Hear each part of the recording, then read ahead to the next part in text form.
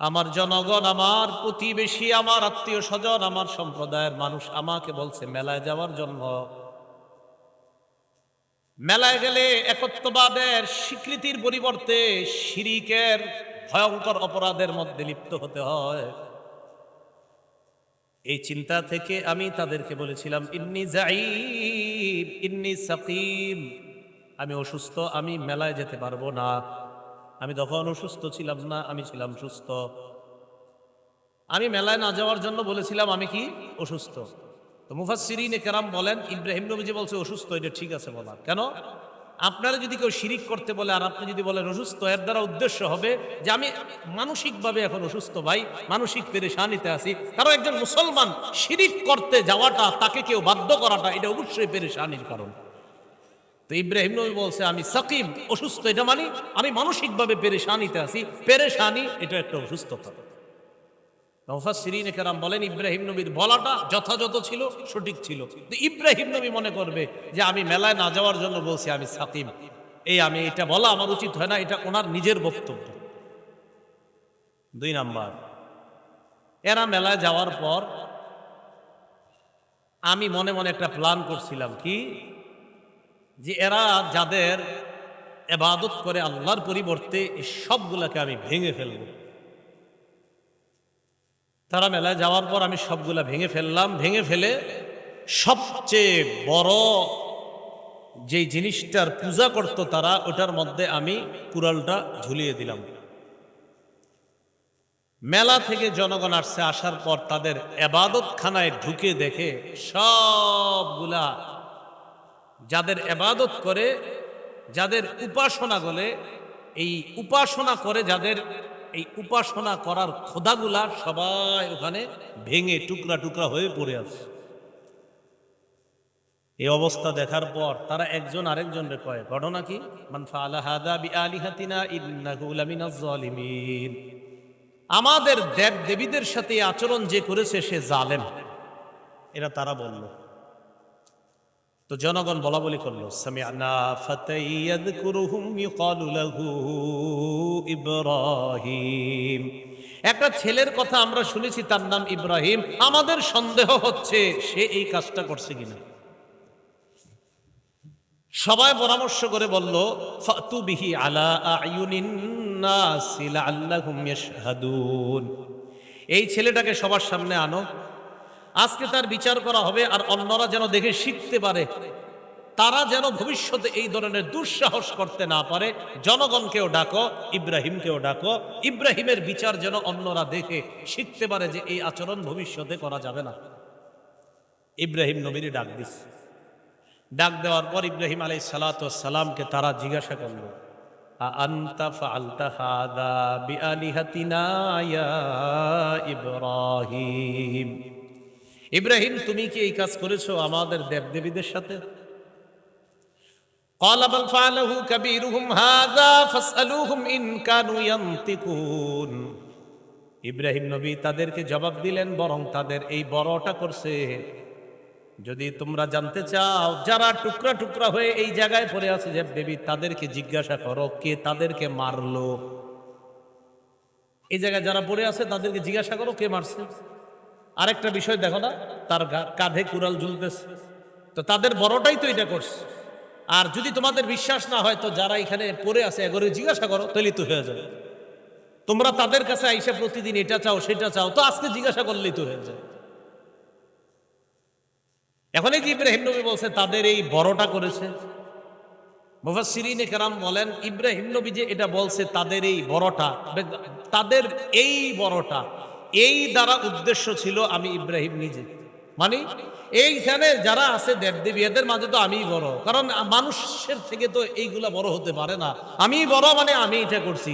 তো ইব্রাহিম নবীর কথা কৌশলে এমন এক জবাব দিছে, যেই জবাবের উদ্দেশ্য ছিল আর আমি করছি, এইখানে এদের মাঝে তো আমি বড় ছিলাম, আমি ছিলাম জ্ঞানী, আমি ছিলাম মানুষ, আমার মাঝে বুদ্ধি ছিল, আর এদের একটারও তো বুদ্ধি নাই, যে এরা কি জবাব দিবে, আমি করছি।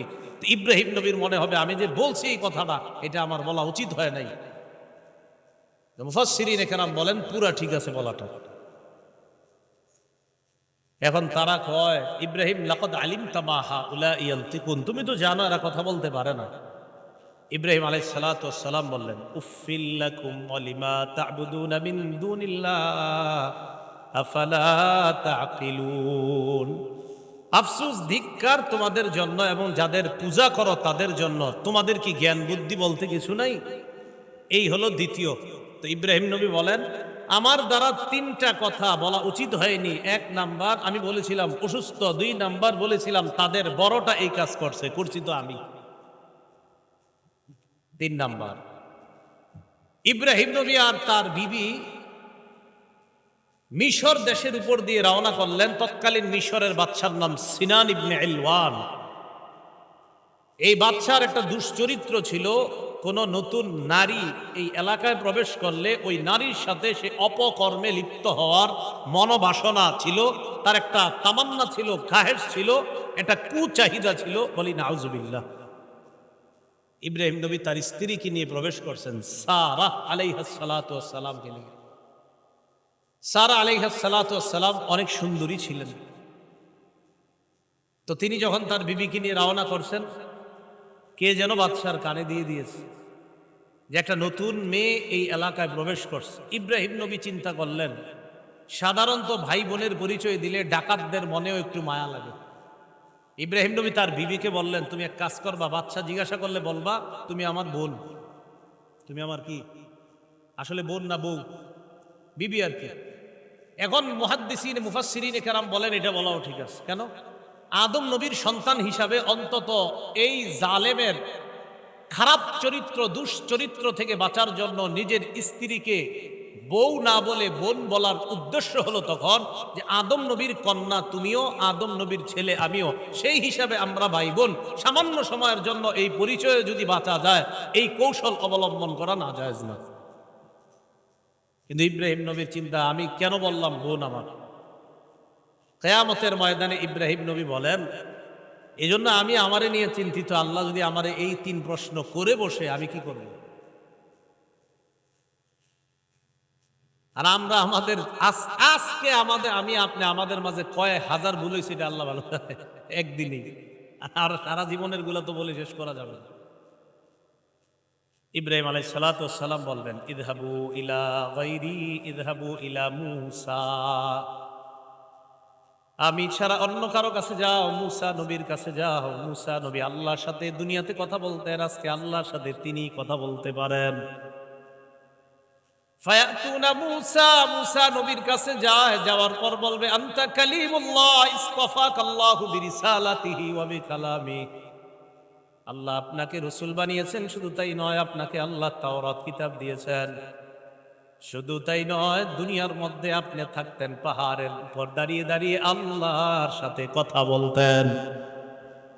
আজকে একটু আমগো হয়ে কথা বলেন, ইশফা আলানা ইলা রাব্বিকা, রবের কাছে আমাদের সুপারিশ করেন। মূসা নবী বলবে, দুনিয়ার মধ্যে এক ব্যক্তিকে আমি ঘুষি মেরেছিলাম, হালকা একটা ঘুষি মারছি, লোকটা মারা গেছে। আল্লাহ বলেন, ফাওয়াকাযাহু মূসা ফাকাদা আলাইহি। মূসা নবী এমনি একটা দিছে, মরে গেছে। এখন মূসা নবীকে আল্লাহ যদি আজকে আমারে বলে, তুমি আমার বান্দা কেন মারছিলে, আমি কি জবাব দিব?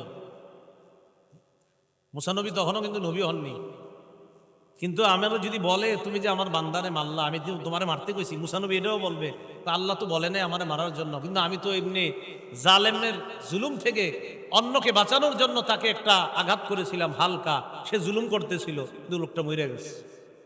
আল্লাহ যদি আজকে আমাকে এই প্রশ্ন করে, আমি কি জবাব দিব? নফসি নফসি, আমি নিজের চিন্তায় আছি। ইযহাবু ইলা গায়রি, ইযহাবু ইলা ঈসা। আমি ছাড়া অন্য কারো কাছে যাও, ঈসার কাছে যাও। সবাই ঈসা নবীর কাছে যাবে, যাওয়ার পর বলবে, আনতা ঈসা কালিমাতুল্লাহ।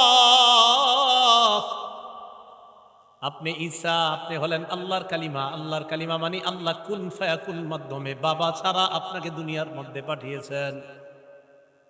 দুনিয়ায় আমরা সবাই বাবার মাধ্যমে আসছি, আপনি বাবা ছাড়াই দুনিয়াতে আল্লাহ আপনাকে কুদরত হিসাবে পাঠিয়ে দিয়েছেন। আজকে আপনি ইশফা লানা ইলা রাব্বিকা, রবের কাছে সুপারিশ করেন। ঈসা নবী সমস্ত উম্মতকে বলবে, আমার সাথে তোমরা চলো, এই জায়গায় সেই জায়গায় গিয়ে লাভ নাই। আল্লাহ নবী বলেন, ফায়াতুনি, মানুষগুলো আমার কাছে আসবে। আমার কাছে যখন আসবে, আসার পর ফানতালিকু ফাআতি তাহতাল আরশি, আমি রওনা করব যাইতে যাইতে আল্লাহর আরশের নিচে গিয়ে ফাআকাউলি রব্বি সাজিদা, রবের সামনে সেজদায় লুটিয়ে পড়ব। মানুষ আমার কাছে আসার পর আরশের নিচে যাব, আকাউলি রব্বি সাজিদা, রবের দরবারে সেজদায় পড়ব, লম্বা সময় সেজদায় পড়ে থাকব।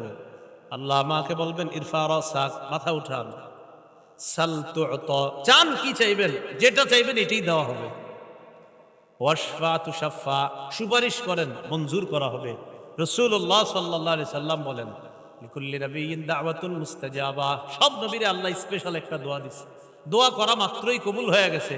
ওয়া ইন্নী ইখতাবাতু দাওয়াতি শাফাআতান লি উম্মতি ইয়াউমাল কিয়ামাহ, আমি আমার দোয়াটা দুনিয়ার মধ্যে করি নাই, আমার উম্মতের জন্য মুলতবি করে রেখে দিয়েছি। কিয়ামতের ময়দানে এই দোয়াটা কিয়ামতের ময়দানে আল্লাহর কাছে করে আমার উম্মতের জন্য সুপারিশ করার মঞ্জুরির ব্যবস্থা করে নিব। আল্লাহরে বলবো, আল্লাহ দুনিয়াতে তো আমি দোয়াটা করি নাই, এখন আমার উম্মতের জন্য আমি দোয়া করতেছি, আপনি কবুল করেন। নবীজির দোয়ার ফলে কিয়ামতের ময়দানে এবার আল্লাহ পাক রব্বুল আলামিন ওজনের পাল্লা কায়েম করবেন। আল্লাহ বলেন ওয়ানাদউল মাওয়াজিনাল কিসতা লিয়াউমিল কিয়ামাতি ফালা তুজলামু নাফসুন শাইআ, আমি ওজনের পাল্লা কায়েম করব ইনসাফ প্রতিষ্ঠিত করার জন্য, কারো উপর সামান্য পরিমাণ জুলুম করা হবে না। খুব মনোযোগ সহকারে শুনেন, 4 শ্রেণীর সাক্ষী হবে আমার আপনার পক্ষে বা বিপক্ষে। বলেন কয় শ্রেণী? 4 শ্রেণীর সাক্ষী হবে কিয়ামতের ময়দানে। সংক্ষেপে মনে রাখেন, পরে বলছি। 1 নাম্বার জমিন। বলেন কোথায় বসে আছি এখন? 1 নাম্বার সাক্ষীর নাম জমিন। 2 নাম্বার ফেরেশতা। বলেন তো 2 নাম্বার। 3 নাম্বার অঙ্গ প্রত্যঙ্গ। 3 নাম্বার অঙ্গ প্রত্যঙ্গ। 4 নাম্বার প্রধান সাক্ষী, একমাত্র সাক্ষী, অন্য কোনো সাক্ষীর দরকারও নাই। 4 নাম্বার যিনি সাক্ষী তিনি হলেন আল্লাহ। 1 নাম্বার জমিন, 2 নাম্বার ফেরেশতা, 3 নাম্বার অঙ্গ প্রত্যঙ্গ, 4 নাম্বার আল্লাহ। আল্লাহ সাক্ষী হিসাবে যথেষ্ট, অন্যগুলো দরকার ছিল না, কিন্তু আল্লাহ সিস্টেম পদ্ধতি অবলম্বন করবেন। 1 নাম্বার সাক্ষী জমিন। আজকে থেকে আমি আপনি যখন চলবো, উঠবো, বসবো, রাতে ঘুমাবো, এই 4 সাক্ষীর কথা দৈনিক অন্তত একবার হলেও মনে করে ঘুমায়েন। দিনের বেলা হাঁটতে বইতে এই 4 সাক্ষীর কথা অন্তত কয়েকবার স্মরণ করব ইনশাআল্লাহ। তো জমিনে যখন হাঁটতেছি স্মরণ করেন এই জমিনের কথা। সূরা মুলকের 16 নম্বর আয়াতে আল্লাহ বলেন আমিনতুম মান ফিস সামাই আইয়াখসিফা বিকুমুল আরদা ফাইদা হিয়া তামুর, তোমরা কি আসমান ওয়ালার ব্যাপারে নিশ্চিত হয়ে গিয়েছো যে তিনি তোমাদেরকে জমিনের নিচে ধসিয়ে দিবেন না আর জমিন থর থর করে কাঁপতে থাকবে? এই ব্যাপারে কি তোমরা নিশ্চিত হয়ে গিয়েছো?